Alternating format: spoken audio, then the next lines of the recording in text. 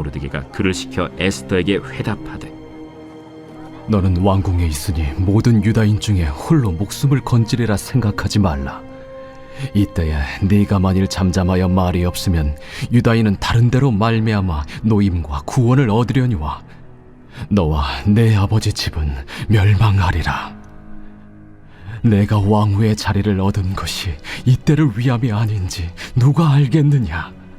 에스더가 모르드게에게 회답하여 이르되, 당신은 가서 수산에 있는 유다인을 다 모으고 나를 위하여 금식하되 밤낮 3일을 먹지도 말고 마시지도 마소서. 나도 나의 시녀와 더불어 이렇게 금식한 후에 규례를 어기고 왕에게 나아가리니 죽으면 죽으리이다 하니라. 모르드게가 가서 에스더가 명령한 대로 다 행하니라. 할렐루야.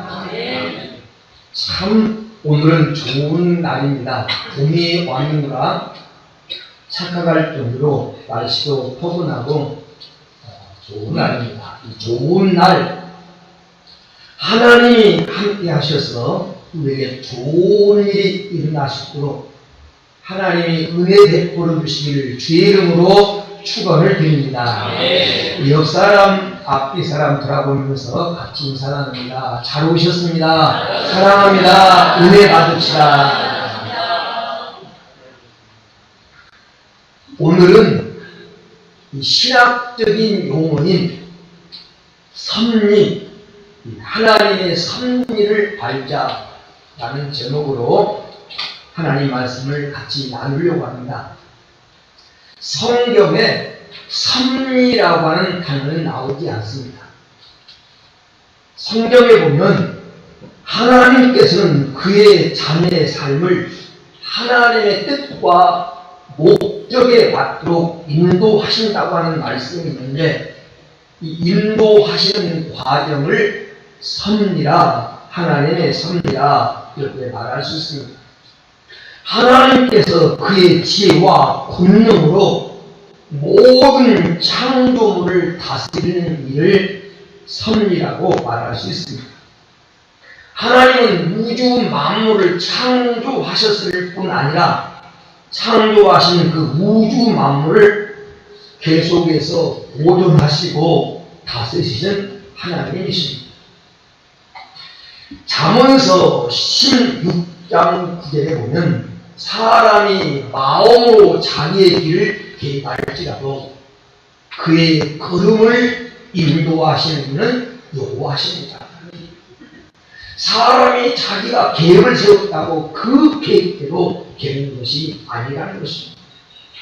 하나님 인도하시고 하나님의 길을 열어주시야 된다라는 것입니다. 시편 103편 19절에 보면 여호와께서 그 보좌를 하늘에 세우시고 그 정권으로 만유를 다스립니다. 만유를 다스립니다. 하나님이 다스리는 그 과정을 섭리라고 그렇게 말합니다. 알아듣기 쉽게 설명하면 어떤 사람이 자동차를 만들고 그리고 그 자동차에다가 이 휘발유를 넣고 시동을 걸고 그 자동차에 앉아서 운전하는 과정과 같다. 하나님이 천지 만물을 지으시고 직접 이 천지 만물을 운행하시는 것을 하나님의 섭리라고 말할 수 있습니다. 그래서 우리가 하나님의 섭리를 깊이 생각할 때 꼭 기억해야 될 것은 세상에 우연이라는 것은 없다는 겁니다. 우연이라는 것은 사실 없어요.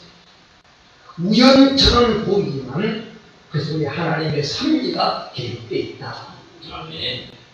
지난 21년 3월 30일 날 중국 이 장수성 수조라고 하는 지역에서 열린 결혼식에서 신랑 어머니 A씨는 자기의 며느리된 신부 B씨의 손을 보다가 깜짝 놀랐어요. 20년 전에 잃어버렸던 딸의 점과 똑같은 점이 손에 있었던 것입니다. 그래서 이 시어머니들이라고 하는 사람이 이 신부 어머니를 찾아가서 조용히 물었어요. 혹시 딸을 입양한 적이 있나? 이렇게 묻은 겁니다. 지금까지 이 사실을 비밀에 붙여오고 입양하는 사실을 감춘 채 이 신부를 키워왔던 신부 어머니가 깜짝 놀라면서 자기가 20년 전에 길거리에 울고 있는 여자아이를 데려다가 키워서 자기 딸로 정성스럽게 키웠다는 거죠. 나중에 DNA 검사를 해보니까 진짜 자기 딸이에요. 이렇게 되면 지금 두 남녀가 서로 사랑해가지고 결혼하려고 하는데 결혼식을 남매지간에서 못하게 생깁니다. 반전이 일어납니다. 이 신부 어머니가 딸을 잃어버리고 상심 가운데 괴로워하다가 아들을 하나 입양했는데 그 아들이 바로 그 아들입니다. 그래서 실제적으로는 피가 섞이지 않는 남매이어서 무사히 결혼식을 치렀다는 것. 그래서 며느리는 친딸이 되고 그리고 아들은 사위가 되는 드라마보다 다 드라마 같은 얘기가 이루어져서 이 사진이 그때 상통한 그 감격을 사냥 조선일보에 나왔던 그때 찍혔던 사진을 제가 캡처를 했습니다. 이런 사실을 우리는 우연이다. 자, 그렇게 우연히 그런 일이 날 수 있을까? 라고 말하지만 우리 그리스도인들의 입장에서 그것은 우연이 아니고 하나님의 섭리다. 그런데 사실 우리의 삶에도 가만히 들여다보면 드라마 같은 하나님의 섭리가 다 있다는 겁니다. 오늘 우리가 읽은 에스더라고 하는 성경은 이 드라마 같은 하나님의 섭리가 잘 나타나 있습니다. 여러분이 어릴 때 퍼즐 게임을 다 해가지고 또각 흩어지는 그 그림을 무슨 그림인지 모르는데 나중에 다 맞춰놓고 보면 아름다운 그림이 생기는 것처럼 하나님의 섭리가 마치 그렇다라는 사건 하나하나를 다 맞춰놓고 보니까 그 속에 하나님의 섭리가 객게 놀라운 하나님의 작품이 이루어진 것, 그것이 에스더가 우리에게 바라보고 있는 얘기입니다. 그래서 오늘은 하나님의 섭리를 세 가지 면에서 한번 생각해 보려고 합니다. 첫째는 왜 그 자리에 오르게 하셨는가? 다시 말하면 왜 거기에 있게 하셨는가? 왜 거기에 있게 하셨는가? 첫째, 에스더라고 하는 여인을 통해서 생각해 보려고 합니다. 이 에스더서의 배경은 이스라엘 나라가 바벨론의 멸망을 당해서 똑똑하고 젊고 힘 있는 사람은 다 바벨론의 포로로 끌려가고 나라가 바벨론에 멸망해가지고 나라에 남아있는 사람들은 다 그냥 농사나 짓고 하는 사람만 남아있고 똑똑한 사람은 다 포로로 끌려가서 바벨론에서 생활하고 있을 때 이 바벨론이라고 하는 나라가 다시 메데 파사라고 하는 이 페르시아라고 하는 나라의 연합군에서 바벨론 나라가 멸망을 합니다. 그래서 바벨론으로 포로로 끌려갔던 사람들은 이 메데 파사의 페르시아라고 하는 나라에 여전히 종살이를 하고 있는데 그때 페르시아 왕 아수로 왕이라고 하는 사람이 나라를 통치할 때 얘기가 오늘 에스더의 배경이죠. 이 아수로 왕에게는 왕후 와스디라고 하는 왕후가 있었습니다. 아주 인물이 출중하고 잘생기는 왕후가 있었는데 어느 날 아수로 왕의 일장에 보면 큰 잔치를 베풀고 그 당시 나라가 얼마나 크냐면 127도 우리는 남북을 합해도 8도라고 8도 강사라고 했어요. 127도가 어마어마한 당시 세계를 통치하는 그런 나라였는데 그 나라의 모든 문무백관들, 지도자들을 다 무화과꽃 잔치를 베푸는 자리에서 이 아수르 왕이 자기 아내 왕후를 갖다 자랑하고 싶었던 겁니다. 얼마나 잘생겼는지, 얼마나 멋있는지를 자랑하고 싶어서 술자리에서 왕후를 불러오도록 그렇게 예시에게 명령했는데, 그때 마침 왕후도 그 고관들을 따라온 부인들을 따로 모아놓고 거기서 잔치를 베풀고 있었던 겁니다. 왕이 내정으로 풀라고 하는 왕명을 받고 이 왕후가 왕명을 거절을 한 거죠. 이게 계기가 돼가지고 이 황후의 자리에서, 왕의 부인의 자리에서 폐위를 당합니다. 잘 나라를 지금 다스리고 있고 왕후도 사랑받고 있는 자리인데 왜 갑자기 왕후의 자리에서 폐위를 당했을까? 에스더를 그 왕후의 자리로 세우기 위해서. 왜 어려서부터 에스더는 아름다운 여인으로 소년으로 성장했을까? 왕후가 되게 하려고 하나님의 계획 가운데. 그래서 잘하고 있는 왕후를 폐위시키고 2장 17절에 보면, 2장 17절에 보면 토로민의 딸로 잡혀가지고 거기 성장한 에스더가 황후가 됩니다. 그러면 왜 하나님은 에스더를 황후로 세워야 됩니까?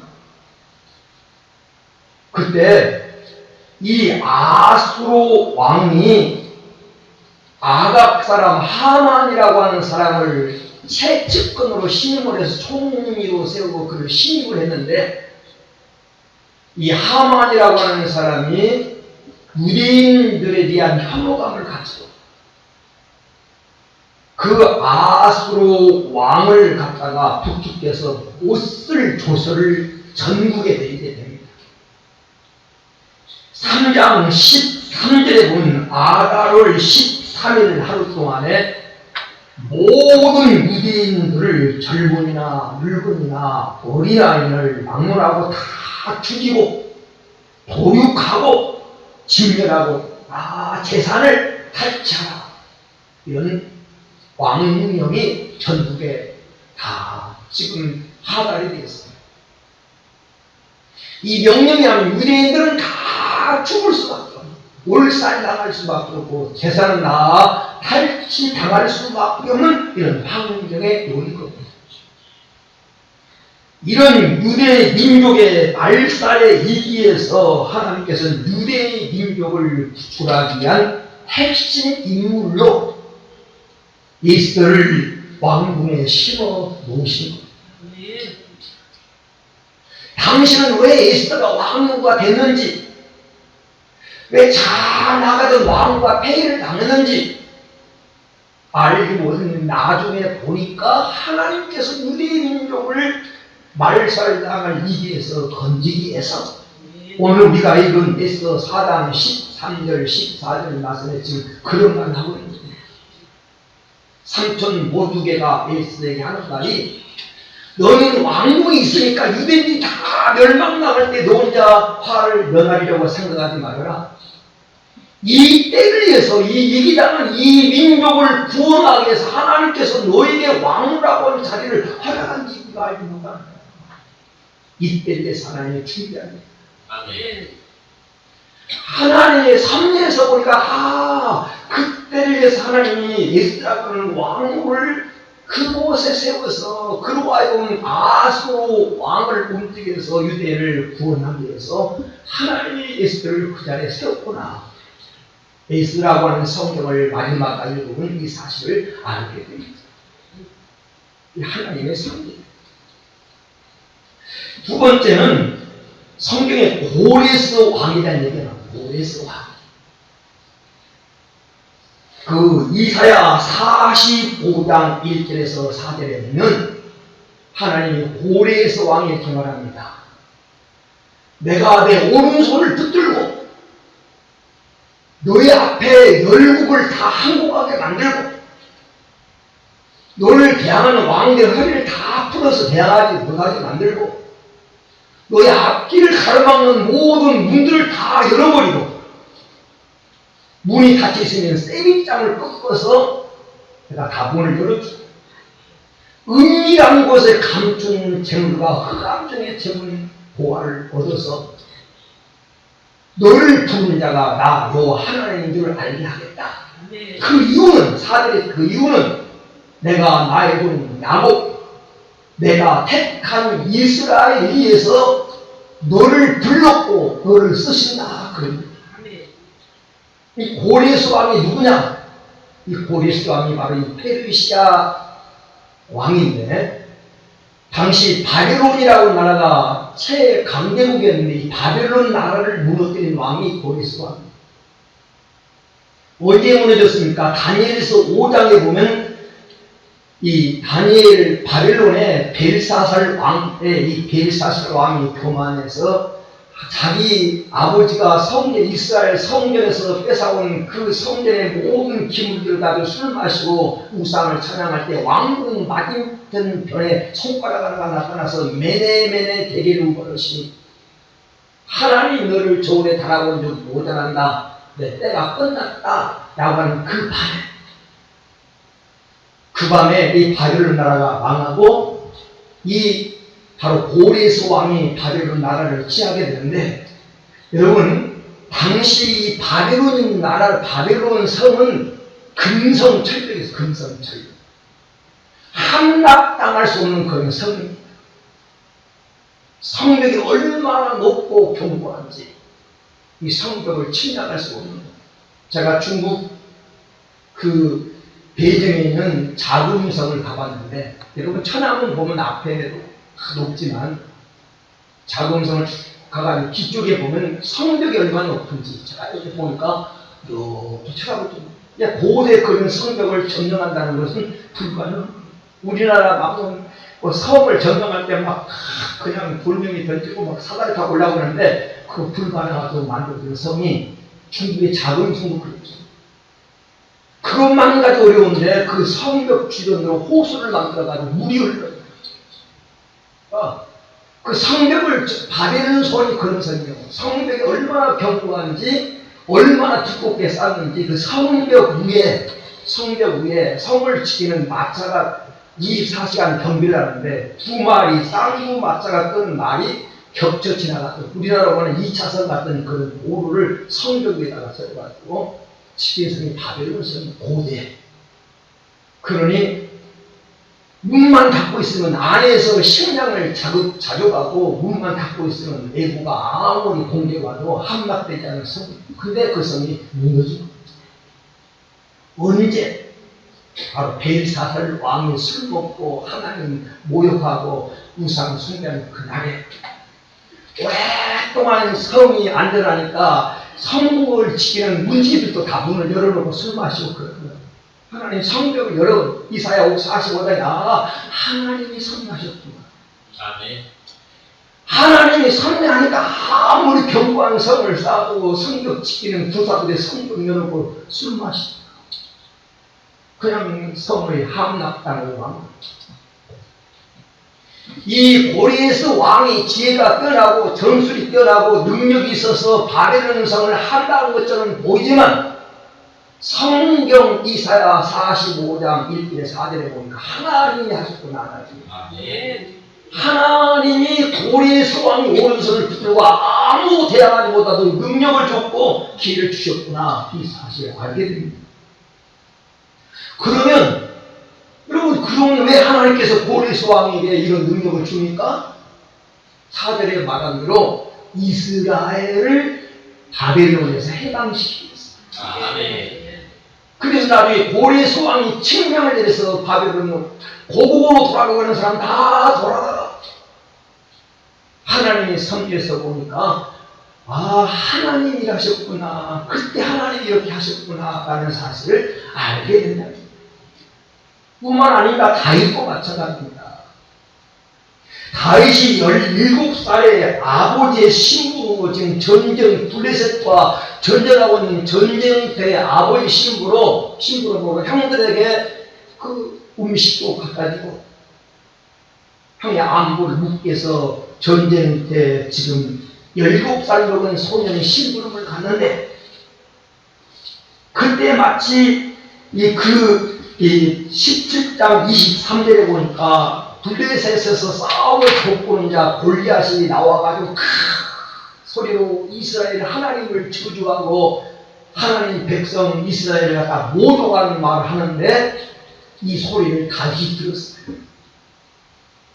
키가 2m 70이고 막 눈이 왕방울 나는 큰 장수가 건너편에 나타나가지고 막 화를 내면서 하나님을 모독하는 말을 하고 이스라엘 백성을 모독하는 말을 17살 소년이 들은 거예요. 다른 사람들은 왕을 위해서 다른 군사들은 그 거대한 미혹 앞에 막 두려워서 벌벌 떠는데 소년이 그 소리 듣자 의문이 막 저가 누구이기에. 그래서 17장 여러분 26절에 보면 저가 누구이기에 할례 받지 못한 저 블레셋 사람이 누구이기에 쫓기면 개만 꼬마던 이방인이 누구이기에 살아계신 하나님의 군대를 모욕하겠느냐. 그래서 막 견딜 수 없는. 그래서 왕 앞에 가서 내가 싸우러 가겠습니다. 왕이 보니까 웃었거든요. 어린 소년이 아니 손들이 뽀송뽀송한 소년이 자기가 그 거대한 장수 앞에 싸웠다 하겠다. 말려서 안 된다. 훈련받고 전장에서 장대가 부은 장수도 두려워하지 않잖아. 근데 싸우러 나가겠다. 다윗은 골리앗에 나갈 때 믿음이 있었어요. 하나님과 함께한다는 믿음. 그 믿음만 있은 게 아니라 실력이 있었어요. 어려서 또 양을 지키면서 물맷돌로 양을 해치러 온 이리떼를 쫓아내고 곰을 쫓아냈던 그런 경험이 있거든요. 어린 손이 계속 실력을 갖추고 돌멩이 하나 딱 적을 명중시키는 실력을 이 다윗은 갖췄습니다. 그는 자기가 그런 훈련하면서 왜 그런 훈련을 했는지 몰라요. 그런데 나중에 보니까 하나님의 섭리가 하나님이 그렇게 만드셨구나. 그래 다른 사람은 큰 골리앗을 보면서 두려워하는 다윗은 기뻐요. 왜? 관역이 크면 맞히기도 쉬운 거예요. 관역이 맞히기도 쉬운 거예요. 다윗은 감히 관역이 크니까 맞히기도 쉽겠다. 그래서 골리앗이 싸우러 나올 때 보면요 완전 중무장하고 나옵니다. 머리에 투구를 쓰고 몸에는 어리가고 물고기 그 든든한 철갑옷을 입고 손에는 백들대 같은 창을 들고 칼을 뒤에다 메고 또 골리앗을 지키기 위해서 앞에서 방어하는 이 방패라고 하는 사람이 골리앗을 지키고 있어요. 틈이 없어요. 딱 틈이 한 군데 있는데 바로 얼굴 이마. 돌멩이 하나가 어디서 날라오는지 모르는지 이마에 딱 그대로 밖에서 한 방에 넘어져. 물맷돌 5개 가지고 왔다가 4개 그대로 남겨온 사람이 다윗입니다. 왜 그런 실력을 갖추겠는지, 왜 하나님이 그때 그 전쟁 때 다윗을 보냈는지 모르는데 나중에 보니까 하나님 이 때를 위해서 다윗을 역사의 무대에 등용시키기 위해서 이스라엘을 왕으로 세우기 위해서 하나님께서 다윗에 한 선이었어요. 이를 통해서 다윗은 그런 장군으로 역사의 무대에 등장하게 되고 자기 이스라엘 왕이 되는 자리에 오르게 되지 않습니까? 이 사건을 통해서. 지난해 보니까 이 하나님의 선이었구나. 여러분 다윗만 그러니까 모세도 마찬가지예요. 출애굽기 2장 보면 모세는 태어나자마자 죽을 수밖에 없는 환경 가운데 태어났어요. 바로 왕이 남자애는 다 죽여라 이런 명령이 떨어졌는데 모세를 어머니가 숨겨 키우다가 점점 물음소리가 커지니까 더 이상 숨겨 키울 수가 없어가지고 갈상자에 담아두고 나일 땅에 뛰어버린 거예요. 근데 그때 마침 바로왕의 공주의 바로왕의 딸 공주가 목욕하러 나일 땅에 온 거예요. 성경에 이러면서 왜 공주가 목욕할 데가 없었어? 나일 땅에 목욕을 했을까? 이런 생각 이상하지 않아요? 애굽에 와서 하나님의 섭리가 작용할 수 있어요. 아멘. 이런 애굽 사람들은 나일 강을 신령한 강으로 생각했습니까? 그래서 나일 강에 와서 목욕을 씻으면 죄를 쓴다고 생각을 했고, 그래서 나일 강에 와서 목욕을 했어. 근데 왜 하필이면 모세가 떠나가는 그 시간에 공주가 그곳에 왔을까? 왔다 하더라도 나일 강에 둥둥둥 떠들어가는 그 갈사인데 무슨 공주가 관심을 가질까? 뭐가 부족해서? 우리 같으면 저기 뭐라 그랬을까? 아니 궁안에서 부족함 없이 시녀 시종을 받아가면서 행복하게 사는 공주가 뭐가 부족해서 나일강에 떠들어가는 그 갈사인데 관심을 갖겠어? 누가? 하나님. 궁금증을 하다. 뭐가 들었을까? 아니 공주가 뭐 그 가입할 필요가 있어요. 아무리 그냥 서민이나 쓴 갈사함자에 떠들어가는데 뭐 관심가 뭐가 어디를 뭐가 궁금해? 누가 만들어? 하나님. 궁금하게 만든. 야 신녀한테 가려와봐라. 가려와 열어보니까 누가 그랬어요? 애기가 하고 에이 징그럽다 버리라 그랬으면 죽었어. 근데 어떻게? 불쌍한 마음. 불쌍한 사람. 우리나라 불쌍한 그 마음을 누가 주셔서? 하나님. 왜? 애굽에 종사는 이스라엘 백성을 섭리하게 돼서 모세를 키워야 되는데, 모세를 애굽을 잘하는 인물로 키워야 되는데, 그래서 이를 통해서 그가 바울의 공주의 아들이 돼가지고 애굽에서 40년 동안 애굽의 문물을 배우고, 애굽의 문물을 다 배우고 나니까 그를 광야로 보내서 40년 동안 광야길을 알게 하시고, 그래서 바로 앞에 세운 거예요. 지나놓고 보니까 하나님이 하셨구나. 우연처럼 보이는데 하나님이 하셨구나. 여러분도 마찬가지입니다. 인생을 살아오면서 수많은 고비가 있었고 어려움이 있었는데 여러분 이 자리에 선 것, 여러분 지금 이 시대에 살고 있는 것, 거기에 하나님의 섭리가 있고 뜻이 있습니다. 하나님이 지금 예수들을 그 자리에 왕후에 세우는 것은 하나님과 섭리가 있었던 것처럼, 하나님을 지금 이 자리에 살게 하신, 이 시대에 살게 하시는데도 하나님의 섭리가 있는 줄 믿습니다. 아멘. 그 섭리를 알고 섭리를 이루며 살아가는 것이 천국.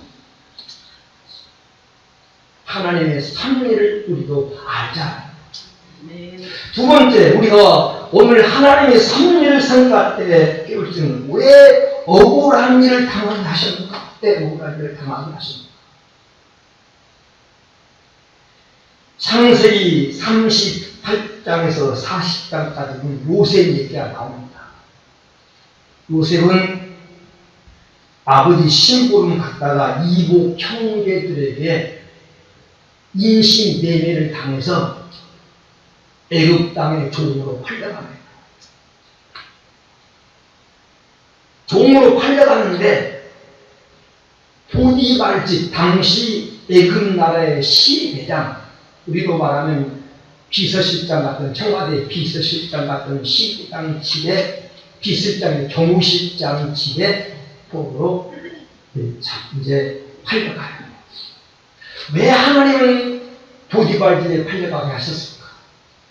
모세가 어부에게 팔려갔으면 평생 동안 바다에서 그물길이나다가 인생이 끝날 수도 있고, 모세가 농장의 종으로 팔려갔으면 평생 동안 사탕수 농장에서 농사나 짓다가 인생이 끝날 수도 있고, 이 요셉이라고 하는 사람이 여러분요 광산에 팔려갔다면 평생 막당에서 땅나 파다가 인생을 끝날 수도 있는데,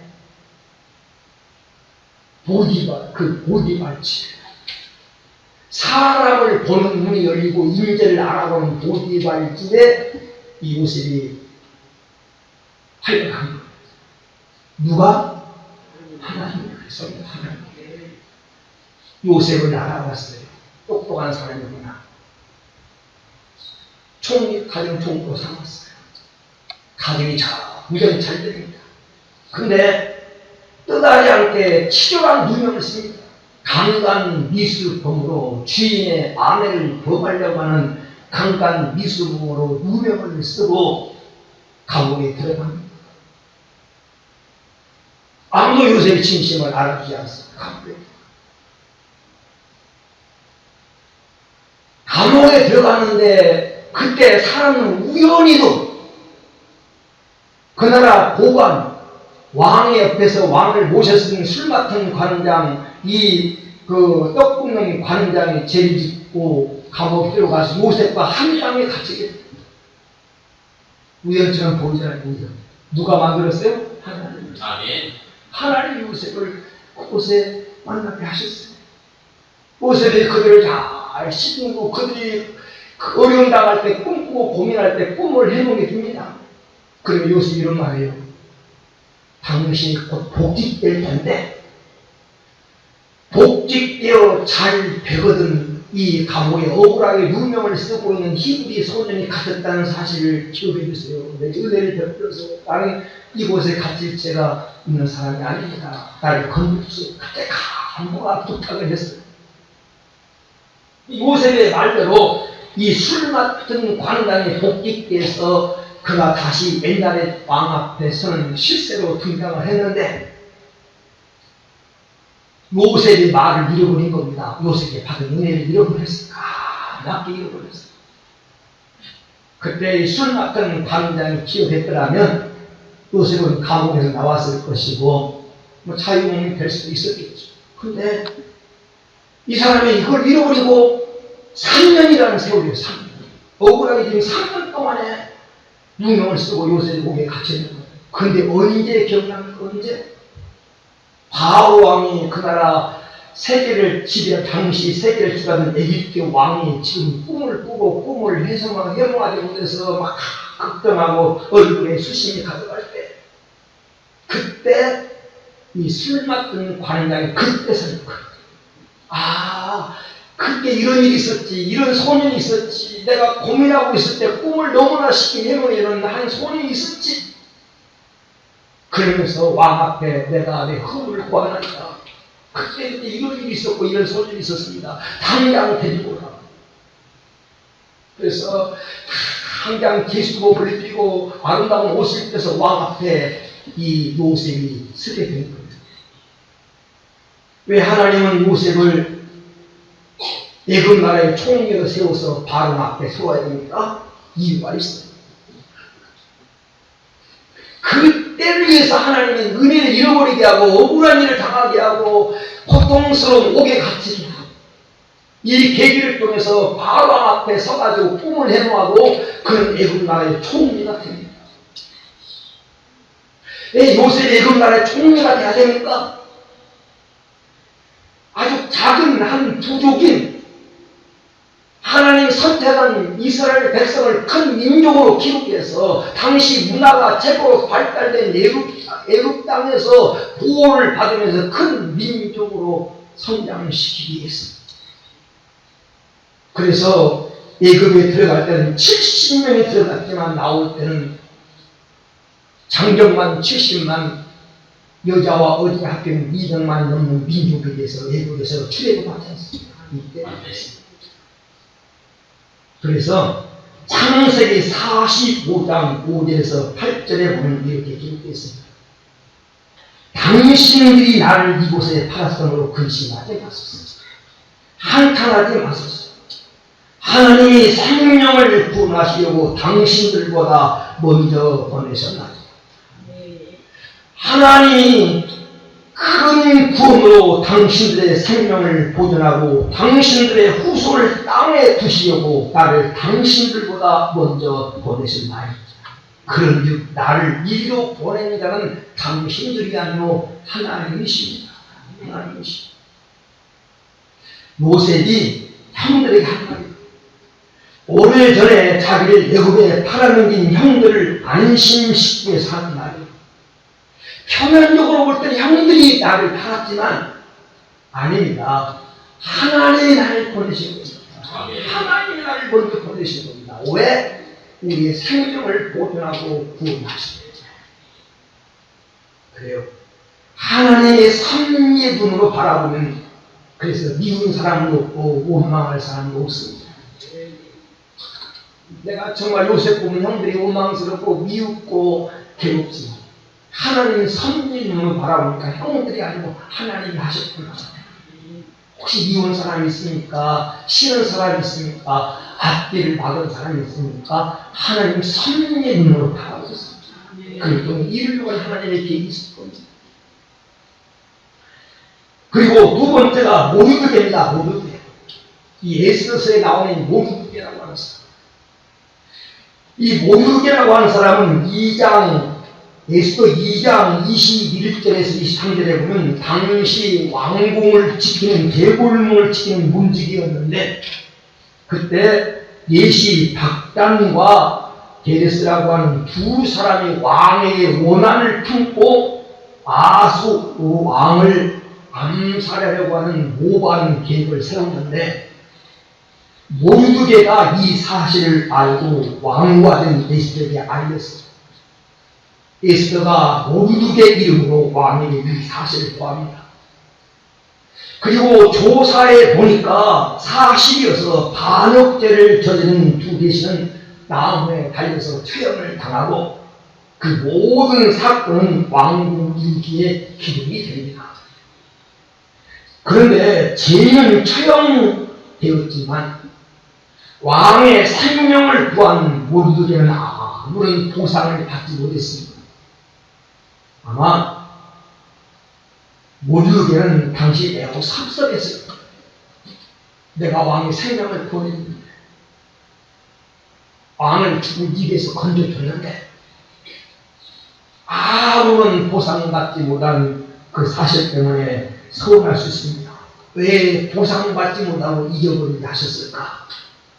나중에 보니까 더 큰 보상으로 하나님이 갚아주시기 위해서 이 일은 후에 유대 민족 전체를 살리는 예수와 함께 전체를 살리는 그런 계기가 됩니다.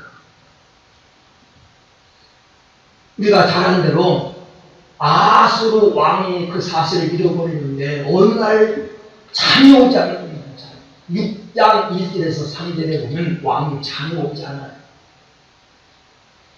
그래가지고 잠이 안 올 때는 뭐가 수면제예요? 재미없는 책을 읽는 겁니다. 그래서 역사책 왕궁 일기를 가져와라. 그래서 읽는데 역사책을 읽는데 그때 마치 어떤 제목이 있습니까? 이 제목이 있는 겁니다. 자기를 죽이려고 했던 메시의 모반을 막아준 그 대목을 잊게 된 겁니다. 그래서 메시를 불러서 나를 내 생명을 구원한 그 사람에게 무슨 보상한 적이 있느냐 물어보니까 6장 1절 3절에 그런 일이 없다는 거예요. 보상을 하지 않았다는 거예요. 이 일을 통해서 유대인 민족이 현재 사는 일에 나중에 놀라운 결과를 가져갑니다. 합력하여 선을 이루게 하는 반드시 갈라디아서 6장 9절에 보면 우리가 선을 향하되 낙심하지 말지니 때가 이름에 거두리라. 때가 이름에 거두리라. 사도행전 히브리서 6장 10절에 보니까 하나님이 불의치 아니하사 너희 행위와 그의 이름을 위하여 나타나는 사랑으로 이미 성도 섬긴 것과 이로 섬기는 것을 잊어버리지 아니하신다. 우리가 선을 행하고 하나님 잊어버리지 않는 반드시 때가 되면 내가 심는 것을 거두게 하는 그날이 옵니다. 물론 내가 하는 선한 일을 알아주지 않고 여러분이 잘한 일을 다 잊혀지고 나만 무시당하는 것 같고 나만 손해보는 것 같아도 여러분 기억하시죠. 하나님은 기억하십니다. 때가 되니까 거두게 하십니다. 여러분 하나님은 이 왕은 이 사건을 통해서 자기를 죽이려고 음모했던 사건을 알게 되고 고발자 모두의 공을 알게 되고 나중에 이 공을 통해서 유대인이 다 구원받는 그런 계기를 만들어요. 하나님의 섭니다. 힘들고 어렵습니까? 어떤 일 때문에 속상하고 괴롭습니까? 하나님의 섭리를 믿으십시오. 세 번째 오늘 말씀을 통해 끝으로 우리가 얻을 교훈이 뭐냐면 하나님의 섭리를 생각할 때 합력하여 선을 이루시는 하나님을 알게 됩니다. 자동차 한 대가 조립되기 위해서는 수많은 부품들이 모여서 자동차를 만듭니다. 여러 가지 하청역전 공장에서 여러 가지 제품들이 다 하나하나 오면 조립 공정에서 다 하나씩 맞춰가지고 나중에 완성된 자동차가 되는 것처럼 여러분 하나님의 섭리도 마찬가지입니다. 작은 사건 하나하나가 나중에 다 조립해놓고 보니까 하나님의 놀라운 작품이다. 에스더서를 보면 왜 황후 바스디가 폐위를 당했는지, 에스더가 어려서부터 아름답게 자기를 지키면서 예쁜 소년으로 성장했는지, 그리고 왜 그가 왕후가 됐는지, 모두기가 선한 일을 했는데 왕이 그것을 잃어버리고 보상을 안 했는지 그때 당시는 다 몰랐어요. 이제 때가 되니까 하나님이 하나씩 때가 돼서 다 작품을 연결하고 이어서 통으로 보니까 하나님이 이것을 위해서 이렇게 하시고 어떻게? 9장 에스더서 9장 22절에 보면 바로 이스라엘들이 계절에서 벗어나 평안을 얻는 날이 되고 슬픔이 변하여 기쁨이 되고 애통이 변하여 기라는 날이 되도록 하는 이 날 위에서 하나님이 만드시고 있습니다. 여러분, 여러분에게도 온 일도 마찬가지입니다. 당신 왜 그런 일을 당했는지 모르지만 여러분 인생을 다 이어서 전체를 놔두고 보면 그것이 하나님의 섭리가 계획이 있습니다. 미국의 26대 대통령 루즈벨트입니다. 이 사람은 소아마비라는 장애인이면서 눈이 매우 나빠가지고 이 원시와 근시를 동시에 갖고 있었어요. 근시가 있었기 때문에 가까운 데를 보면 가까운 데에서 보는 안경을 껴야 되고 멀리 바라보면 멀리 보는 안경, 요즘 같은 건 다초점이 있으면 하나만 될 텐데 그 당시에는 그런 안경이 없어가지고 이 루즈벨트 대통령은 안경을 2개를 가지고 다녔어요. 연설하기 위해서 가까운 곳을 보기 위해서는 그 근시 안경을 써야 돼요. 멀리 바라보는 원시 안경을 써야 돼서 항상 강철로 된 안경집에다가 안쓴 안경을 넣고 안주문을 넣고 다니는데 한 번은 이 루즈벨트는 이렇게 해서 연설을 하는데 당시 이 수랭크라고 하는 사람이 대통령을 향해서 총을 씁니다. 총을 맞고 루즈벨트가 쓰러졌어요. 그리고 연설자는 아수라장이 됩니다. 경호원들이 달려들이 사람을 끌어냈고 잠시의 총을 맞고 쓰러진 루즈벨트가 일어나서 마지막까지 연설을 마칩니다. 그리고 병원에 가서 살펴보니까 총알이 바로 안주머니 그 안경 강철 안경집을 뚫고 안경집 안에 그 총알이 갇혀 있는 거예요. 루즈벨트는 그전에는 하나님께 원망했어요. 하나님, 어떤 사람은 안경을 안 써도 되는데 혹은 안경을 끼더라도 하나만 끼면 되는데 왜 하나님 나라에 안경을 2개나 끼게 하십니까? 왜 이렇게 불편하게 하십니까? 라고 안경을 2개 낀 것을 불편했는데 이 사건 후에 루즈벨트가 하나님께 이렇게 기도합니다. 하나님 감사합니다. 제가 안경 때문에 불평하며 살아왔는데 다 이때 나를 살리시려고 예배해 놓으셨군요. 하나님 감사합니다. 이후 루즈벨트는 더욱 담대하게 대통령직을 수행하게 되고 연이 많은 대통령으로서 생애 하나님께 맡기고 성실하게 사명을 감당합니다. 여러분, 그래, 왜 그때 그런 고난을 당했는지, 왜 그렇게 어렵게 했는지를 몰라요. 그런데 나중에 지나놓고 인생을 이어서 보니까 하나님이 그때를 위해서 준비하셨구나. 그렇게 있어요. 아마 여기 60 이상 되신 분들 가운데 지금까지 살아온 동안에 한두 번쯤은 다 죽을 고비를 넘긴 줄로 생각됩니다. 그런데 그 고비 넘기고 여기까지 살아온 것, 하나님의 보호하심이었고 하나님의 붙드시는 줄로 믿습니다. 하나님이 안 붙들 수 없어요. 아까 오면서 우리 권사님이 그런 얘기 했는데, 부산 기장에 그 리조트 5성급 고급 호텔을 지었고 이제 곧 마무리 단계 5월달에 개장하려고 지금 내부 약간 하고 내부 인테리어 공사다가 화재가 나가지고 다 타내렸어. 6명이 죽고 뭐 30명이 부상을 당하는 그때 탐사가 났는데, 지면서 큰 꿈을 꿨을 겁니다. 부자될 꿈. 그런데 계획도 되는 게 아닙니다. 그곳에 하나님의 섭리가 개입되면 무대가 쌓아도 코스모가 됩니다. 과테말라에 알폰소라는 대통령이 있었습니다. 이 대통령은 자신의 신변 안전에 대해서 얼마나 병적이었는지, 대통령 관저 2km 안에 있는 건물은 전부 다 왕궁 쪽을 향한, 대통령 궁을 향한 벽을 다 막아버렸어요. 못 막아버렸어요. 나아가버렸어요. 그리고 침대를 지하고는 그 누구도 무기를 휴대하고는 궁 안에 들어올 수가 없습니다. 주치가 하루에 3번씩 건강검진을 하고, 어떤 물건도 침대, 자기가 신임하는 사람 침대 허락 없이는 물건을 가지고 궁 안에 들어올 수 없도록 만들었어요.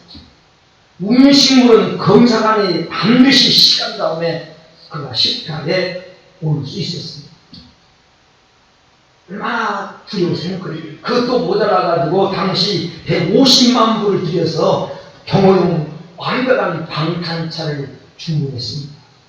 이 차는 기관총으로 공격에도 뚫지 못하는 특권, 이 강철로 만든 그런 경호용으로서는 최고의 그런 자동차였습니다. 이 방탄차를 인수받고 한껏 기분이 좋았는데, 그 다음날 그렇게 신이 받은 그런 침대원의 그 저격으로 가리신 친구로 가고 말았어요.